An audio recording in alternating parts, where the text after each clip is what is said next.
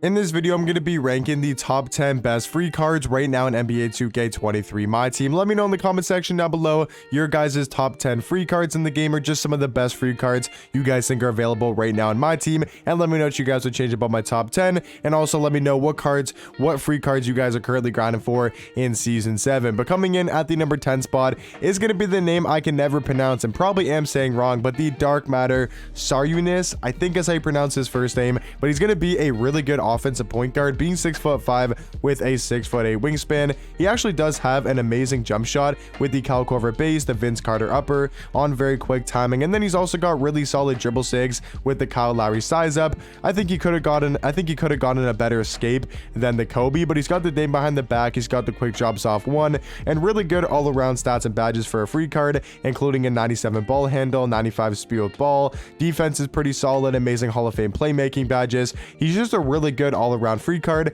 and I do think he's slightly better than Sean Livingston, who comes in at the number 10 spot. But at the number 9 is going to be the Dark Matter Bob Pettit, one of my favorite free cards to currently use in the game. He's a 6'9" small forward, 7-foot wingspan, and he's going to be an elite level defender, having a 95 block, 90 steal, 94 perimeter, 97 interior defense. He's also super athletic, 95 vertical, 95 strength, 90 speed, 90 acceleration, and for a card who's mainly known for his defense and just kind of his presence on the defensive end, he's got a 98 3 ball, 98 mid-range, really good Hall of Fame shooting badges, and he also does have a great jump shot. That Devontae, not going to say his last name, but that Devontae base with the Patrick Mills upper on very quick timing is actually a great release for a card who's mainly known for his defense. And then he's also got really good dribble sigs with the Kyle Lowry size up, the Steph Curry escape. I mean, Zach LaVine behind the back isn't the best, but all around, I mean, this card maybe could use some better defensive tendencies, but I think he's got to be a top 10 free card in the game. Coming in at the number 8 spot, though,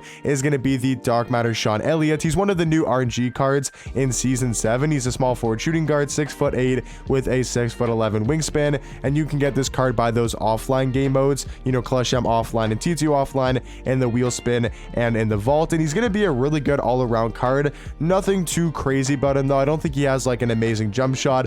I don't think he has like off the charge dribble sigs. He doesn't have like crazy stats or badges besides, you know, obviously having the normal 35. He's just going to be a great card all around. There's nothing too special about him, but I think he's got to be somewhere in your top 10 for the best free cards in my team. But coming in at the number 7 spot, I'm not sure if you guys really count the rush cards as free, because they are purchasable off the auction house. You can buy them in those super packs, or they can't buy them, sorry. You can open up super packs to try to pull them and then auction them, but you can also grind, you know, in each game mode for those equal chance rush packs, and you can also do that agenda that gives you a guaranteed, you know, Dark Matter from the rush shed. All you got to do is win 6 Clutch M offline or online games in a row, and you do get a free rush Dark Matter between the 5, the Bill Walton, Caron Butler, Jason Richardson, Donovan Mitchell, and Amari Stoudemire. So I think you kind of count these cards as being free, but let me know what you guys think. Do you consider the Bill Waltons, the Donovan Mitchells, the Amari Stoudemires, do you consider those rush Dark Matters to being free? I think if you do, Bill Walton got to be somewhere in your top 10. I haven't used this card too much in game, but for the time I used him, I had really mixed opinions on him. I think he's a great all-around power forward. I think I just need to try him out a little bit more and get used to that jump shot, but I do think he's the 7th best free card in the game right now. At the number 6 spot, I'm still going to put Hakeem Olajuwon over him just for now, because I haven't used Bill Walton too much. I think over time, if I keep using the card, I think he might be better than Hakeem. I'm still not 100% sure, just because Hakeem's defense is top tier, and I still like his jump shot a little bit more than Bill Walton's, probably because I've used Hakeem a lot more often, but I think they're really close at the power forward spot. You know, Hakeem's a little bit taller. They have the same wingspans, very similar player models in game.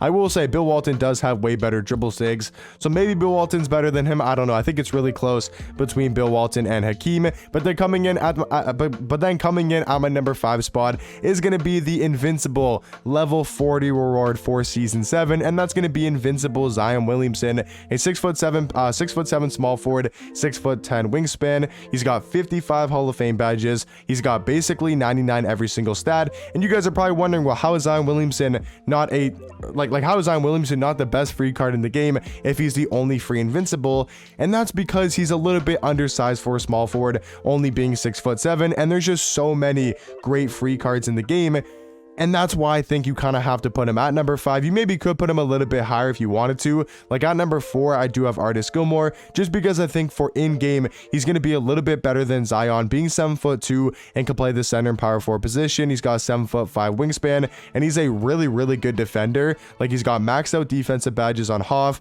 He's got a 95 block, 92 steal, 92 perimeter, 98 interior defense. He's super athletic, 90 speed, 90 acceleration, 94 vertical, 97 strength. He can finish at the rim super good, and then also does have a very greenable jump shot and some pretty good dribble sig. So for me personally, I think in game, Artis Gilmore going to be a little bit more valuable on the court because of his size, his wingspan, compared to a 6'7" Zion, who's going to be a little bit undersized compared to the taller small forwards like the Dark Matter Chet, the Dark Matter Bull, the Invincible Giannis, all those tall small forwards, Big Z, KG. He's just going to be a little bit undersized, but I still think he's one of the best free cards and just one of the best small forwards in the game. But I do think he's going to be the 5th overall best free card, and I do have Artis Gilmore at the number 4 spot. But at the number 3 spot is going to be Dark Matter Steve Smith.